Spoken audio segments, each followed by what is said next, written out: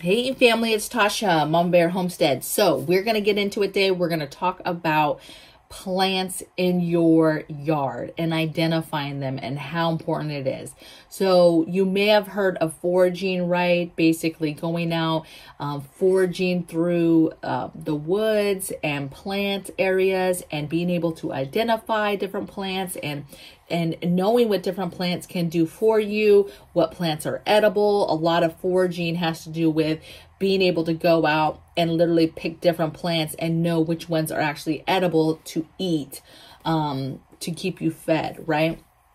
What I think is really cool is when you move somewhere new, going out and exploring and figuring out what is in your yard, right? And this goes from whether you just bought land and you have a homestead and you want to figure out what plants are there, what trees are there. Do you have fruit trees? Do you have medicinal plants anywhere? Do you have herbs anywhere, right? A lot of people plant different things. People leave, people move in, and then people don't even realize what they have in their yards, right? Was talking to my girl the other day. She was saying that her man moved into a house or whatever, and there was like all of this mint, just beautiful mint growing, right? And he had no clue that it was mint, and it was just beautiful, right? And so it's cool finding out what's going on. We've you know, they make it really easy. I say there's all types of apps out there to help you. There's plant apps that you can pay for a couple dollars a month or a year. I don't know how much it is, but that will basically do the work for you. You could literally walk around your yard. You basically take the picture of the plant, okay? A weed, a plant, a tree, whatever. It will identify it for you, okay?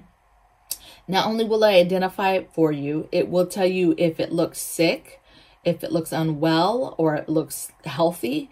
It will then tell you if it's unhealthy, what you can do to make it better. Okay. It will then go further and tell you medicinal properties, things that it has been used for, right?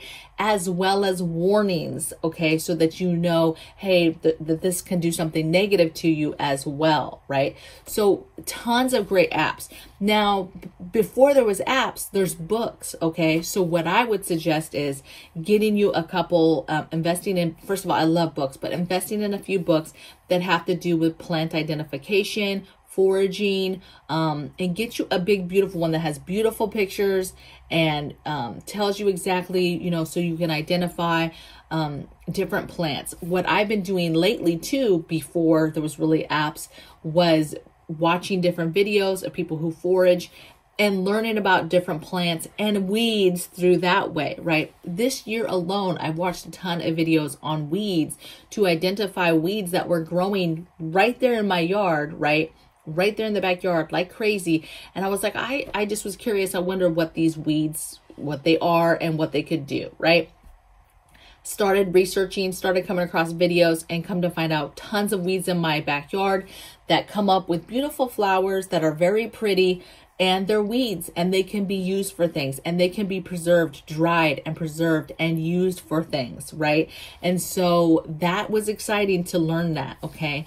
Exciting to take then the app and start clipping pictures of different trees and different stuff. I didn't quite know what it was, and then learning what it was, okay? So if you can afford the app, do the app. If not, try to invest in some foraging books. Try to do both if you can. Watch videos. You have the internet here that has all types of information that's free. So while we have it, utilize it to kind of learn about your area. Had another girlfriend, bought some land right in Tennessee. She starts figuring out, she starts using an app, and she figures out she has all these different fruit trees. She had no idea she had all this stuff on the land when she bought it. And now she's excited because she has all these different fruit trees and different plants, medicinal plants and stuff on the property that was already invested in the property that she did not even know was there. And so that's exciting. Number 2 point I want to make is, once you kind of identified different stuff in your yard, and this doesn't matter. You could have a homestead, a farm, a big piece of property. Or this is just urban. This is just you in your backyard. You move to a new home, whether you rent it, buy it, it doesn't matter. Do this and figure out what plants in your front yard, what plants are in your backyard, trees. Don't assume you know what something is too. Just take a picture and figure it out. The second note though is you're going to remove it or you're going to use it, right? You're going to either be like, okay, this is fine. I'm going to leave it, right? And most stuff you're going to leave, but there might be a plant you come across that you're like, okay, I've got to remove this. Poison ivy, maybe some crazy blackberry bushes, whatever it is, you'll figure that out. The app will kind of tell you some warnings. Then you need to research how you would even remove it in the first place, and then remove that stuff. That way too, you don't have any kind of dangerous stuff in your yard as well. Again, have been having mushrooms pop up in the yard. You can do this and then you can figure out if they're bad or not. The neighbor right across the street from me was like, she had some big mushrooms that were growing. She has little kids. She finds out they're poisonous, right? So she had to get them removed. She had to do it in a way where they wouldn't come back. Now she has to continuously monitor that area. So just not a good thing. So this is super important with identification of different things. That could have went real left if those little babies, those little toddlers and kids running around out there had gotten to those mushrooms before Mama Bear, before she had found them, okay? So figuring out if you're going to remove or keep. And then 3 is use and preserve them. So once you know what they are, figure out how you're going to use them. Are you going to clip them and dry them? You need to think about clipping them back and just pruning them in general, right? Their overall health of pruning and fertilizing and keeping them well. And then, you know, drying them, preserving them. How are you going to do that? How are you going to utilize them? Researching how you would utilize them, and then getting all the things you would need to do that, right? And then the 4th point I wanted to make was expand your research, right? If you're out in the neighborhood, you're out, even if it's a country road, right? Country road, neighborhood road, you're walking the dog, take your little thing, be clipping pictures and seeing what's around you. Maybe you've got your foraging book and you've done some stuff and you're just walking, trying to identify different stuff on your walk path, or you're hiking, right? And you're just trying to see in your neighborhood, in your area, while you're walking the dog or you're walking yourself or you're hiking, and figuring out and foraging what's around you.